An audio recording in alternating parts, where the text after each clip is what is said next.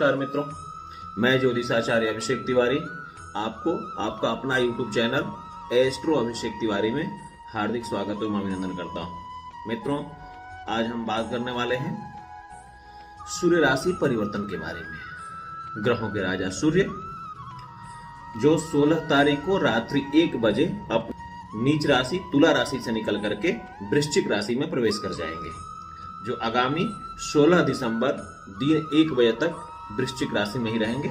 इसके बाद वो धनु राशि में चले जाएंगे।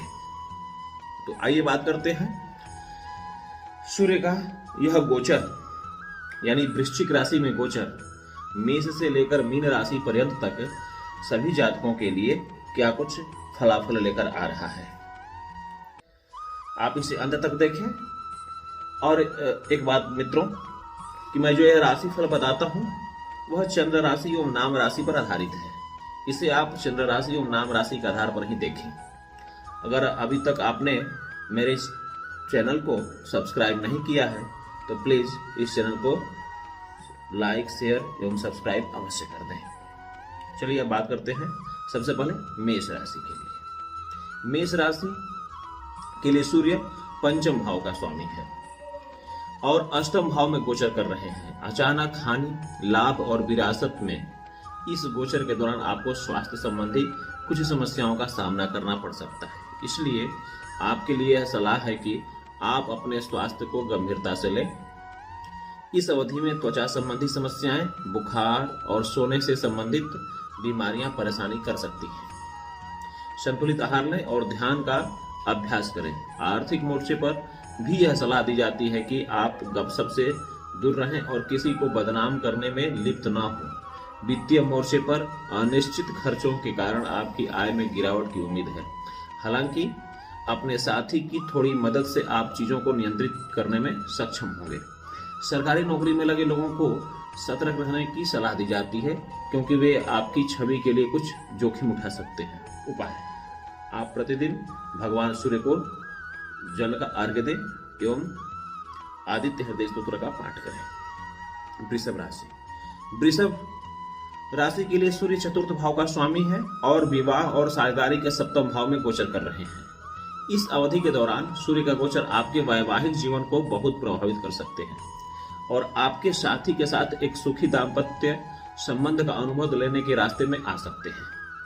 अविवाहित पुरुषों के लिए विवाह की संभावना अधिक है, जबकि नौकरी पेशा महिलाओं के लिए समय अनुकूल है। इस राशि के जातक नया वाहन खरीदेंगे।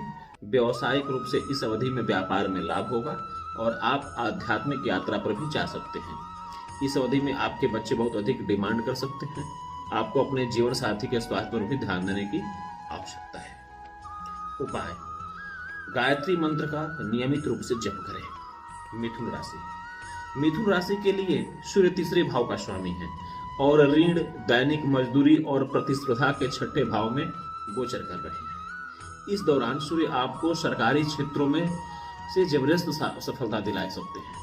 आप अपने खर्चों पर ध्यान देना शुरू कर देंगे, जिससे आपके जीवन में सामंजस्य बना रहेगा। व्यावसायिक रूप से आप अपने नौकरी या व्यवसाय में अच्छा लाभ और प्रगति प्राप्त कर सकते हैं। आपकी मेहनत आपके पक्ष में परिणाम देगी और आपको अपनी मेहनत का फल मिलेगा।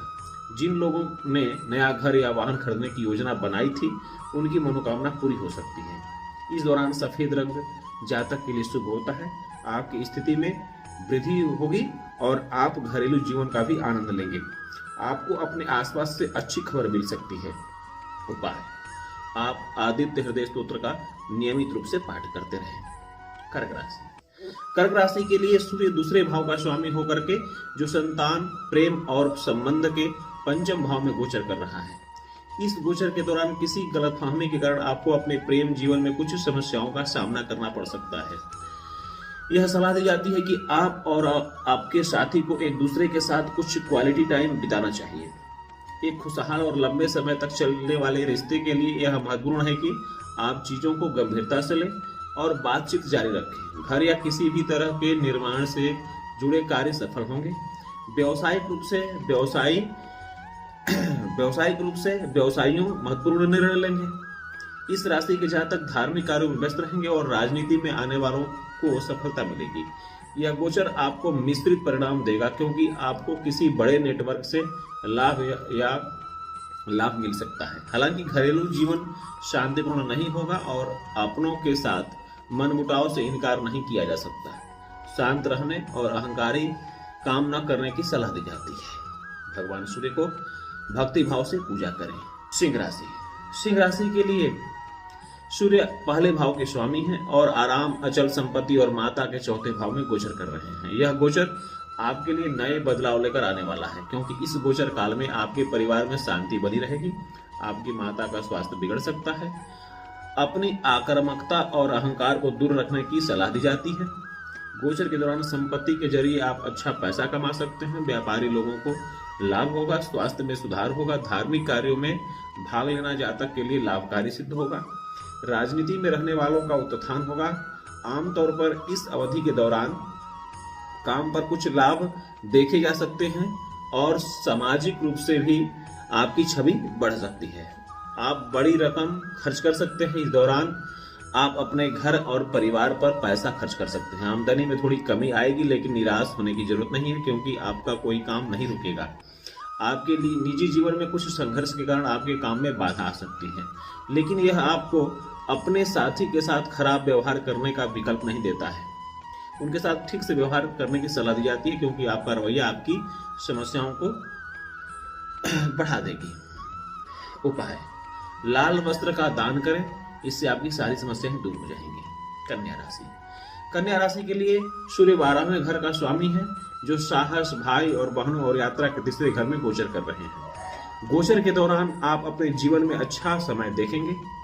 आर्थिक रूप से आपकी स्थिति मजबूत होगी और इस दौरान आप सफलता की ओर अग्रसर रहेंगे। चूंकि यह संक्रमण अवधि लंबे समय तक चलने वाली नहीं है, इसलिए आपको सलाह दी जाती है कि चीजों को गंभीरता से लें और आगे के उज्जवल भविष्य के लिए निवेश करें।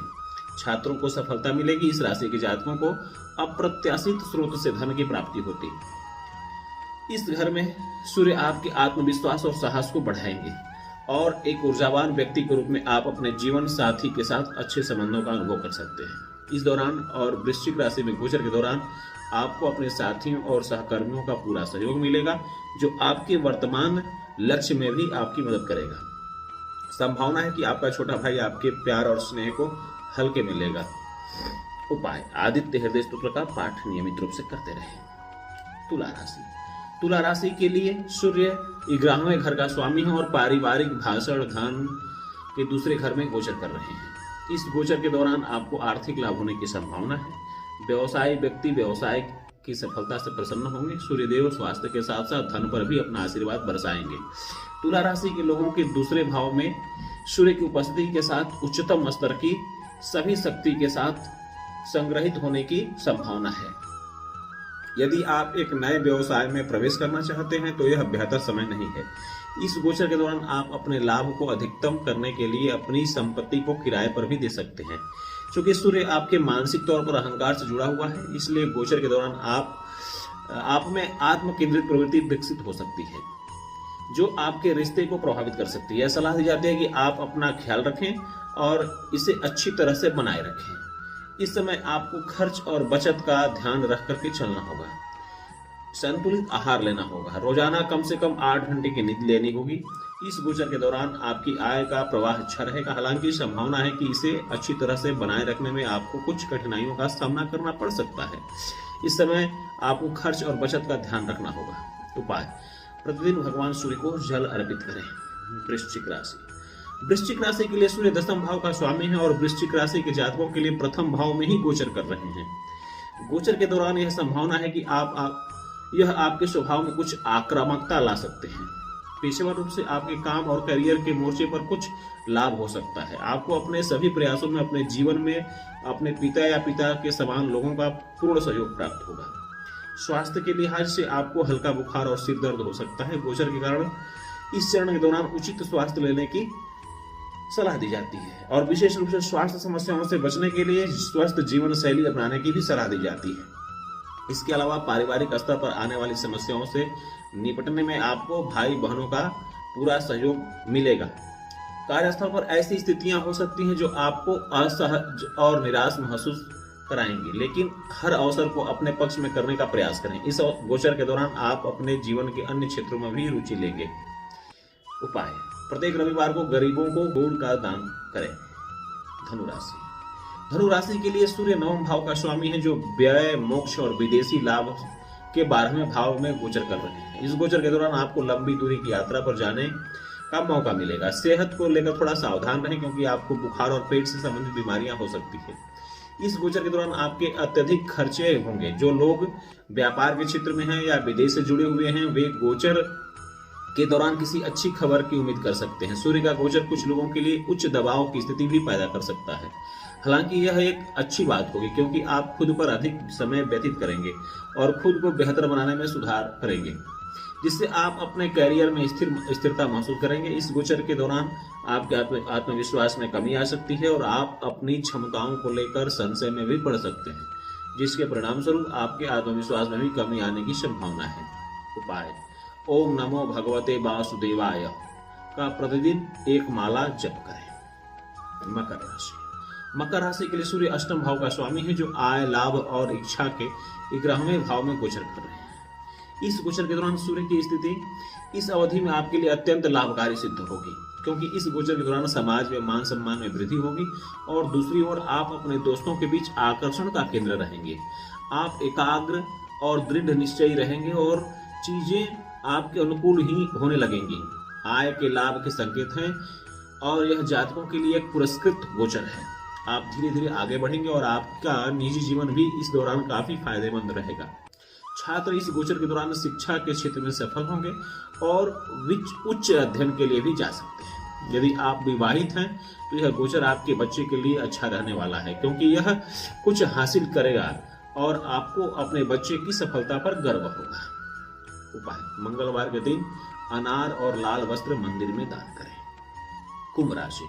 कुंभ राशि के लिए सूर्य 7वें भाव का स्वामी है, जो नाम, प्रसिद्धि और कैरियर के 10वें भाव में गोचर कर रहे हैं। इस भाव में गोचर जातक के लिए बहुत अच्छा रहेगा, क्योंकि इस भाव में सूर्य का दिशा और शक्ति प्राप्त होगी। जो लोग नई नौकरी की तलाश कर रहे हैं या नौकरी बदलने या पदोन्नति के अवसर की तलाश कर रहे हैं, वे इस सूर्य की अवधि में अपनी इच्छा पूरी करने के लिए पर्याप्त भाग्यशाली होंगे। जो लोग वर्तमान नौकरी में हैं, उन्हें भी कार्यस्थल में उच्च पद पर आसीन होने का मौका मिलने की संभावना है और इस दौरान आपके सहकर्मी और आपके अधीनस्थ आपके काम और आपके प्रयासों में आपका पूरा सहयोग करेंगे, जिससे कार्यस्थल पर उत्पादकता और कार्यकुशलता में वृद्धि होने की प्रबल संभावना है। कार्यस्थल पर वरिष्ठों के साथ आपके संबंध भी सुधरेंगे। इस दौरान अधूरे काम फिर से शुरू हो सकते हैं। स्वास्थ्य के लिहाज से यह गोचर जातक के लिए फायदेमंद हो रहेगा, लेकिन फिर भी स्वस्थ जीवन शैली बनाए रखने के लिए नियमित रूप से व्यायाम करने की सलाह दी जाती है। उपाय: आदित्य हृदय स्तोत्र का प्रतिदिन नियमित रूप से पाठ करें। मीन राशि। मीन राशि के लिए सूर्य 6ठे भाव का स्वामी है, जो भाग्य और आध्यात्मिकता के 9वें घर में गोचर कर रहे हैं। इस गोचर के दौरान आपको कोई काम पूरा करने के लिए काफी मेहनत करनी पड़ेगी। आपको लग सकता है कि भाग्य आपके खिलाफ काम कर रहा है और घर में आपको कुछ तनावपूर्ण पलों का भी सामना करना पड़ सकता है। आपके पिता का स्वास्थ्य प्रभावित हो सकता है। काम के सिलसिले में आपको कुछ तनाव और यात्रा का भी सामना करना पड़ सकता है। इस बात की अत्यधिक संभावना है कि आपके पिता को कुछ चिकित्सकीय सहायता की आवश्यकता हो सकती है। समाज में आपका मान सम्मान निसंदेह बढ़ेगा और आपके परोपकारी स्वभाव के कारण समाज में पहचान मिलेगी। लोग आपका सम्मान करेंगे और समाज के प्रति आपके योगदान को महत्व देंगे। इस गोचर के दौरान आप इस चरण के दौरान बहुत आध्यात्मिक होंगे और आपको आध्यात्मिक यात्राओं पर जाने का भी मौका मिल सकता है और आपके खर्चे धर्म के सिलसिले में भी होंगे। उपाय: जरूरतमंदों को गुड़ और लाल वस्त्र का दान करें, इससे आपको बहुत फायदा मिलेगा। मित्रों, अब मिलते हैं अगले वीडियो में। तब तक के लिए जय श्री राम, नमस्कार।